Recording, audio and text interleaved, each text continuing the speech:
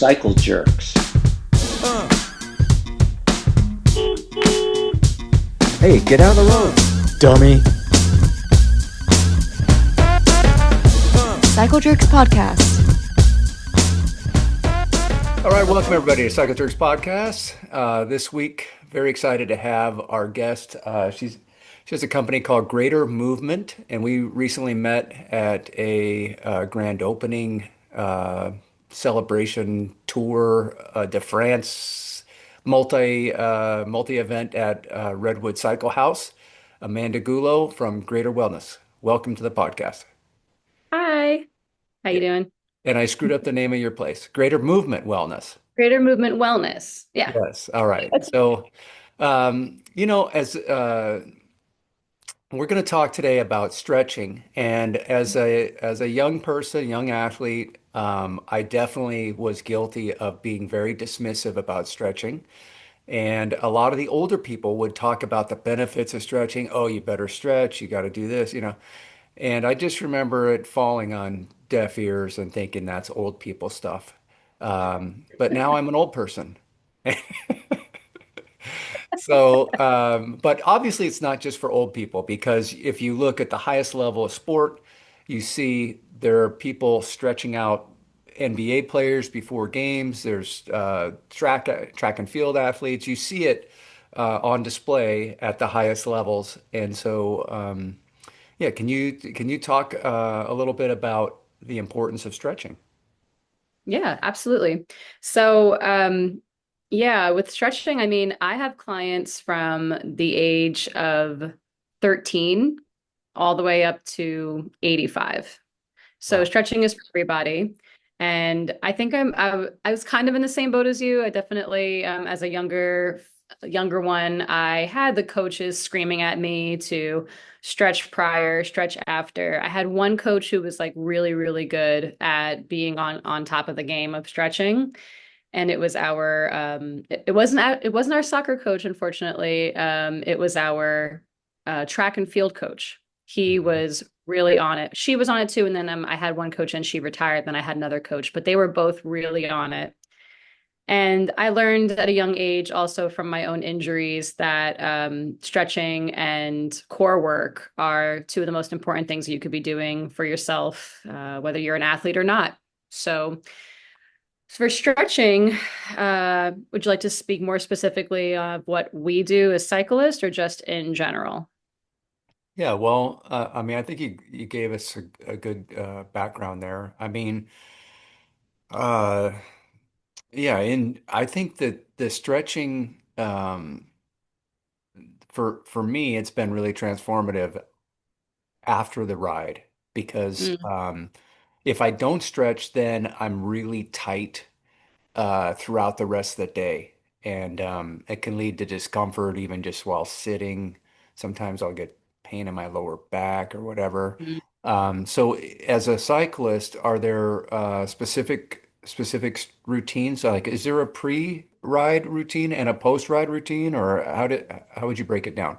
Yeah, that's what I was going to talk about because you mentioned just the post-ride stretching. Yeah. Now, the pre-ride stretching, I have like a series of things that I suggest as far as if I was working on you and performing the stretch therapy, as well as a routine that I would have you do on your own. So let's go into what I would think that you should do before a race or a ride. So prior to it, I first and foremost want to suggest foam rolling and myofascial release, self myofascial release. Myofascial release being massage, but self myofascial using a foam roller, using a therapy ball. I actually have one right here Okay. that I want to talk about. Everybody thinks about using a lacrosse ball, and that can be good for some things, but usually that really small surface is going to actually kind of make your nervous system angry because it's a little too much of a pinpoint. So using something with a little bit more malleability that's still hard but gets the job done. This is 3.5 inches. I have a 5-inch ball that I also recommend my clients to get. And I would say that all of my clients own these therapy balls now, and they use them before activity, after, to prevent flare-ups in certain places like in your traps or in your glutes. If you feel like you might be having a sciatic flare-up, there's a way to nip it in the bud. But foam rolling using a ball, using a foam roller, which I also have to my left right here. You want to do that prior to actually going into a movement routine and doing stretching. Now, before the ride, you're going to do a thing called dynamic stretching. Now, stretching that you want to do with like a flow, and it's like short stretches, but not long duration held stretches. Um, so there is a routine that I suggest everybody to do. It's called the core four.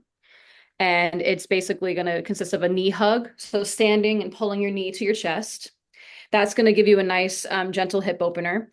Then I'm going to introduce you to the hammy or calf stretch where you would be just putting one leg forward and reaching for your toe. I like to do the opposite hand to the foot. That gives you a little bit more lengthening, but for some people, same hand, same foot works well. That is going to get nice and into the hamstring. You can do it with your knees slightly bent if the hamstring is really, really tight, if you're feeling a lot of tension. And also it gets into the calf by doing a little pull on the toe if you can reach it. So you get a little 2-for-1 special there. Then I'm going to go into butt pull or the anterior, pulling your heel to your butt, you know, when you get a nice little grab behind. But then you're going to do your opposite hand going up so that you are reaching and opening up your anterior sling, because you want to open up your chest as well as like into the hip spiral line that occurs in all of us. A lot of us have trouble with that particular line. And then the last one is going to be your piriformis or your other hip opener, glute opener, where you grab your knee and your ankle and you pull it into your chest like so. I can probably demonstrate this whole thing for you walking and moving, but I do have videos on my YouTube of this series for those who might want a reference to it later on. We can always plug in a link or something later to give a visual. I'm a visual learner, so just hearing it's one thing, but seeing it's another. All right, so those are the core four that I would suggest, and I want you to do that walking and moving while you're doing it so that you're just holding it for a second and letting it go. Holding it for a second or two and letting it go, because I want to introduce the movement. I don't want to pull and hold the way I would after. You can do these same movements after your ride, but just hold them for about 30 seconds. So that's the whole big difference. Also controlled articulate rotations. So CARs. These are, I don't know if you've ever heard of these before, but functional range conditioning is also a certification I've taken many years ago. I've known about CARs for a long time, but learning it in depth has been super helpful. These motions are going to help with joint mobility and just range of motion. You work in the range that you have, and then you eventually and gradually earn more. So yeah, that's for the prior two. I want you to make sure that you're doing the foam rolling and then doing these simple 4 movements. But then there's also a series of specific movements that you can do that, again, prior to the ride, you would do rocking and moving. And then after, you would just hold and maybe hold a pose as if you were in like yoga or something. That would be pretty similar approach. All right. Yeah. So the core four, how long should somebody allocate to stretching prior to a ride? I mean, is that a 5-minute thing or I would say it's probably around like 15 minutes 15 because minutes? Okay. the foam rolling itself, I mean, you want to make sure that you're releasing your quads. You're Hmm. getting close to your IT band. So remember, your IT band is not a muscle. So rolling on it doesn't necessarily help. I think that that's a very big misconception. I Oh, know that some people are told to do that if they have issues with their knees, but if you want to do a more intentional release, I would say that you want to get right on the very edge of your quad or right on the very edge of what is your hamstring and your adductor, the muscle that takes you away, so that okay. you are releasing the IT band, but you're not rolling right on it. Because everybody does it and it's like super painful. I'm like, well, yeah, it's Yeah. not a muscle. So that's going to suck a little bit. Yeah. So why do that? Let's not do that. So let's get close to it and try to pull the fascia away in order to release it. That will also just help your knees tremendously because, yeah, your quads are the main reason why your knee will hurt. A lot of people come to me with knee pain. And I'm like, all right, well, let's foam roll and then let's learn how to activate maybe different parts of our leg to take the pressure off of our quad to do all the performance. And then magically their knee just feels better. But Hmm. yeah, you want to make sure you're foam rolling. And that's what a lot of people use, the big foam roller, this big baby right here. Yep. A lot of people use it for their back, which is fine, but it's essentially really for your legs more than Yeah. anything else, in my opinion. And then you use that ball to release your glute and parts of your back that are hard to reach with the foam roller. But a lot of my glute release work, it's going to be a little bit like sitting in a figure four and like kind of leaning on one glute and kind of rocking back and forth on the foam roller. But you will find that it's so painful that it's really hard to relax. So you can adjust how much lean and how much pressure you're putting into the glute by also accessing different parts of your glute by using a ball. Now, if you're out and you're getting ready for a ride and you don't have a wall or a space to do that, you might just have to do it on the floor, but it's still better than doing no foam rolling at all. And after you do that release, it's also kind of a way to figure out like what part of my quad is tighter, what part of my leg is tighter. Is it my quad or is it my glute or is it my hamstring? So you kind of get an idea of what maybe needs the most as far as the pre-stretch as well. Maybe Right. it'll be an extra stretch that I'll do for one of those muscles if I'm finding that in my foam rolling portion of this 15 minutes that some part of me needs a little bit more assistance or a little bit more help than the others. So Right. Well, yeah. so, I think, for me, like when on a weekend, if I leave from my house, I'm really good about getting the foam roller out and then doing some stretching before I get on my bike and then leaving.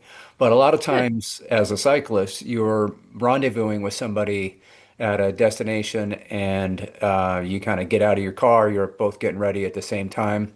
Is there something for that scenario where most people don't travel with their foam roller or a mat, to like throw on the asphalt and then try to do that by, I in a know. parking lot or Trust something? me. But I've been there, and that is why I have a therapy gun. I have one of those like oh, okay. massage guns. Yep. Uh, there's different kinds now. Like, I mean, before there used to only be the Theragun. Then they came out with the Hypervolt from Hyper Ice, which is one of my favorites. But there are smaller little ones that are amazing. I think not to like name drop brands, but I think that Sharper Image makes this little one. I think that my partner has it, and it is amazing. I mean, it's smaller than like a water bottle, and you can just have it in your car There or you go. just I keep put it in your trunk and call it a day. I think that's really good for just kind of like doing a quick little release. Yep. It's not my favorite technique to do, but I mean, it's again better than nothing. Yeah. But even if you don't have the foam roller, I mean, I think doing that core four, just, chit chat with your friend and do some quad pulls, do some Right. hamstring, do some toe touches, do it together as a unit and kind of keep each other accountable for 5 minutes. That's the Yeah. best part. You're rendezvousing. I totally know. I have been there many times myself, especially when you're getting up for a really long ride and you're starting at like 6 in the morning. The last thing you want to do is foam roll. You're Yeah. thinking about just getting there and starting the ride. So Yeah. I totally get that. But yeah, just keep yourself accountable and kind of maybe do the stretches together. Right. Give it Yeah. like five There's always a minutes. little bit of a hustle, it seems like, because we all have things to do Hmm. Oh outside yeah. of riding our bikes. And so, yeah, whether it be before or after. But I've been making a point of being really disciplined about post-ride stretches. And like I Hmm. said, my pre-ride stretches are good at when I'm at home, but on the road, it kind of, so I'm going to adopt the core four there and see if, try that. Yeah. We'll see. But, Yeah. okay. So now you mentioned you have somebody 13 and then Hmm. somebody 85. So, Hmm.